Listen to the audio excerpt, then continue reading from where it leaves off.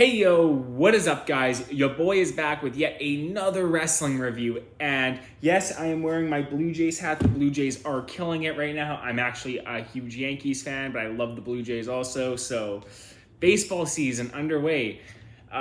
Summer is in full effect. And yeah, so let's talk about wrestling pay-per-view again from 2002, carrying on.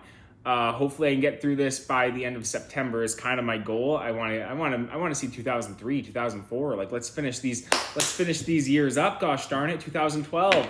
Yeah, it's hard. It's a good year. This is a fun year to watch for wrestling.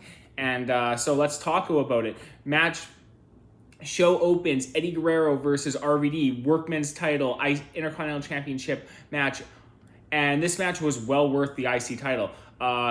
Two just really solid undercard wrestlers here at the time. Upper mid-carders for sure, super over, super popular, going at it for the Intercontinental Championship, definitely making it seem like a big deal here. And man, the athleticism in this match of Eddie and RVD, up and down, off the ropes, jump tackles, shoulder blocks. It was a really, really good, well-wrestled match. Eddie Guerrero working over that knee. Eddie Guerrero kind of, again, controlled a lot of this match till RVD had his burst of momentum towards the end, leading to Eddie Guerrero getting in with the steel chair and ultimately getting disqualified, leading to RVD winning the match, but Eddie Guerrero retaining the title. This was a really, really solid match. One of the matches I would say recommend and check out from the show, especially if you're a fan of the Intercontinental Championship and Eddie Guerrero and RVD. This is a really just solid match. Yeah, I really enjoyed this match. Moving on to Jaqueline and Trish versus Molly Holly and Jazz. Now, I'm going to say it now just so everyone is in fact aware. We are Jazz fans on this channel. I'm a big Jazz fan. I think she's Bianca Belair long before Bianca Belair was even really a thing. And yeah, so I actually really like her wrestling style. She's big, she's jacked, she wrestles like it. This match here, really solid stuff from these ladies. A lot of punches, kicks, tackles, really just well-worked match here. And so it led to, essentially this led to Jaqueline was kind of on the outside for a lot of this match.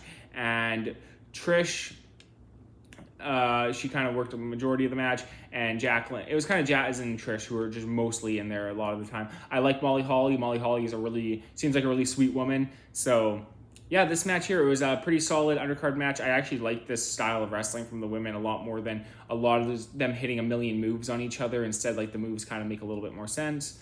And yeah, so yeah, Trish and Jaqueline pick up the W with the double Stratus faction. And yeah, moving on to Bradshaw versus X-Pac. Now, Bradshaw, he must have been gaining a lot of momentum at this time because he had this big singles run. He had a match at Backlash. I believe he had a singles match at WrestleMania. No, he was part of that tag title match at WrestleMania. I think he actually probably went into WrestleMania as the tag champs, winning it. Yeah, so he's been on kind of a roll here. He's actually had a pretty big year here, wrestling X-Pac. This is a very Smash Mouth match. It's Bradshaw, so be expecting a lot of like punching and kicking and in the corner stomps. And yeah, so Bradshaw ultimately leads to getting busted open on the turnbuckle. Out of all the matches that had blood, this one had blood in it. And eventually I think Bradshaw, he kind of had X-Pac dead to rights. Scott Hall comes out, making the save. And then while Bradshaw is off kind of dealing with Scott Hall, he takes off. And then leading to X-Pac to get that roll-up W. So yeah, X-Pac picks up a pretty big win here in 2002. I don't really know how much longer X-Pac was a part of the company past this, but yeah, he's part of the NWO, running around wearing Kane's mask. Yeah, next up, Steven Richards versus Booker T for the hardcore title. Now, this was like, yeah, this is a good match. It was just kind of Booker T kind of just smoking out Stevie Richards for a majority of this match. You know how it is. They had the garbage can involved, smacking Stevie Richards around with the garbage can. And, you know, Stevie Richards, he's a little bit better of a wrestler than I thought he was. I haven't really seen a lot of him, but he actually had a pretty good showing here. Booker T ultimately wins this match with the scissors kick. And what is it? Then all the shenanigans takes loose. Crash Holly comes out, pins Booker T. Then Steven Richards ends up rolling up Crash Holly, getting the title back, and then Booker T lays out Steven Richards again. And yeah, that was the story. Why even have the match? Just have these guys just going crazy all the time. Just cut to the back, baby. But yeah, this ended up being this was a pretty solid little undercard match. Next up, Hardy Boyz versus Brock Lesnar and Stan Stasiek. Brock Lesnar just made his pay-per-view debut at the last show, and here we are coming into his second pay-per-view against the Hardy Boyz, probably the best tag team of their entire generation of the Attitude Era. Stasiek was told just to sit on the outside of this match. Stasiek instead decides to start the match, and yeah, Brock Lesnar ends up getting tagged in. He kind of takes control of this match. Matt Hardy tries to put up a bit of an offense. Brock Lesnar shoves him in the corner, hitting him with just those mean-looking shoulder blocks. Brock Lesnar just kind of beats the crap out of Matt Hardy for a majority of this until Stan Stasiek tags himself back in, which leads to the Hardy Boyz taking the advantage and Jeff Hardy hitting a Swanton bomb on Stan Stasiek, and then Brock Lesnar gets pissed off and F5s everybody in the ring. Brock's like, screw this, I'm going on to SummerSlam to win a world title. The rest of you guys are going to have to wait. Actually, there's only other future world champion in this match. Yeah. Jeff Hardy, oh yeah, he had a wicked entrance here, man. He looked so sick at this time. The Hardy Boyz, yeah, I can see why they were super popular at the time. They just reeked of that whole... They just looked so new metal. Next up here, Spike Dudley versus William Regal. This is a very short match. William Regal, he kind of just talks shit about the UK crowd. He's from London. He's over there talking shit about it. Like, that's our boy. What's he doing?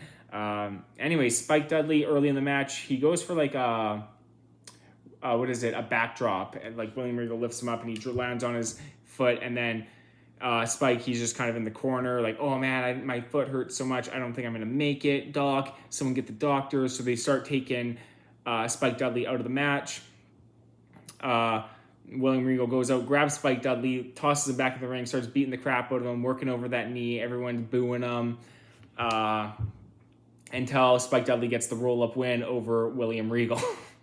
So, yeah, nothing too crazy there. And yeah, so that was a match for the European title. Moving on here to what is the last couple matches of the show here, which is Steve Austin and the Big Show had a match here with Ric Flair as the second referee. And this was actually a really good match. I really like this match. It's very old school. Just a lot of the Big Show working the bear hug, Steve Austin just having to fight the bigger man off of him, working, like, especially just working over that knee. Oh, you get the advantage, we'll work over the knee, chop the bigger man down. Everyone's the same size when they're laying on their back. So Big Show is getting his knee, what is it that, what do they call it? The knee wrench. That was what Steve Austin kind of worked over the knee for a long time. Just having to keep the Big Show down. Big Show clubbing shots to Steve Austin. Big back body drop. So I think the Big Show is going for a clothesline on Steve Austin. Steve Austin ducks out of it and he slams the referee. Steve Austin hits a stunner. We're looking around like, where's the referee? Is Ric Flair getting involved here? No, the NWO come out. Scott Hall and X-Pac. Ric Flair grabs a mop, I think, under the ring and chases them off. And so it leads back to the ring where Stone Cold Steve Austin hits another 2 stunners on Big Show and getting the W. And yeah, was there really any ever doubt? But yeah, this is a really solid old school match here. Just a Texas Derby here of Steve Austin just working the knee, grappling, wrestling, punching, kicking. Same thing with the Big Show, just trying to work that bigger man. A little bit of cat and mouse action here. Yeah, really, really solid stuff here from both guys. Lastly, this is an intense match. This match, I had no idea this match was going to be this intense or this good as it was. Triple H versus The Undertaker for what I'm assuming was the number 1 contenders match. I'm not actually aware. I was trying to figure out if it was a number 1 contenders match. I think it was. And yeah, so this match, like I said, very, very intense. Triple H, he was the game in this match. Just came and he kicked the Undertaker's ass for about the first 7-8 minutes. I'm not even making this up. Like, he's hitting flying knees on the Undertaker. He's clotheslining the Undertaker, back body dropping the Undertaker. I've never seen the Undertaker get just dominated like this in a match before. Like, the Great Khali, I guess, kicked his ass a few years later. But like this, I'd never seen something like this. Like, legitimately, it was like he was steamrolling him. The Undertaker would try to come back in the match, and then Triple H would be like, no, and then just beat him down more. And like watch him get thrown into the turnbuckle, and then the Undertaker's crawling around. It's like, come on, dead man. I've never seen this. He even tries to like fake Triple H to the outside, where he like pulls Triple H to the outside. Next thing you know, he's getting his head rammed into the table. Holy crap. Now, The Undertaker, after getting his ass beat on the outside for a little bit, manages to kind of take advantage. I think he runs Triple H's face into the ring post. Triple H is trying to get up in the turnbuckle. Undertaker comes across with a clothesline. Yeah, this is a very, very good match. He goes for a nice chokes. Oh, yeah, so this next thing you know, he gets thrown into the ropes. The ropes break, and like, man, my back hurt watching that. I can't imagine how the dead man must have felt watching that. Or feeling that, because that looked pretty brutal. So the ropes are broken on the one side of the ring. He's going for a choke slam. Triple H counters again with a DDT. Man, Triple H was all over the counters in this match. He countered them. Undertaker kind of gets going in this match a little bit, but it's like he gets offense. Triple H just comes right back with offense. It's like I've never seen this where like the Undertaker is like just kind of getting worked here. Essentially, is what's going on. Undertaker comes off the ropes, hits a DDT, then he's going for the Dragon Sleeper on Triple H, and Triple H counters out of it, hits a clothesline, finishes him off with the pedigree, and yeah, Triple H, I guess, riding off, do some other things here, because man, he came off like he looked like 80s Hulk Hogan in this match. This was the cerebral assassin. Holy shit, did he ever fucking, like, I never seen a Triple H performance like this before, or like this dominant over someone like The Undertaker or even like Shawn Michaels or anyone. Man, this was a crazy match. Highly recommend. All right, so overall thoughts on the show. It was kind of a glorified house show. Star ratings are in the description below. Just a glorified house show, really, for the UK crowd. It was a lot of fun. It's not like if you're a wrestling fan, you're kind of going to enjoy it. And yeah, that's pretty much all there really is to it. If you're like a wrestling fan, it's not like the greatest pay-per-view ever, but if you're just going back watching, want to see some good matches from Steve Austin, Big Show, Undertaker, Triple H, Eddie Guerrero, or Rob Van Dam, this is a good show. Like, this is like, if you're just looking for that, this is a very good show to go back and watch. So yeah, next up we'll be back with Judgment Day 2002. Like I said, I want to get these reviews pumped out. I want to finish 2014. I got to finish 2013. Oh man, I got a lot of work to do here, son. Anyways, peace, guys.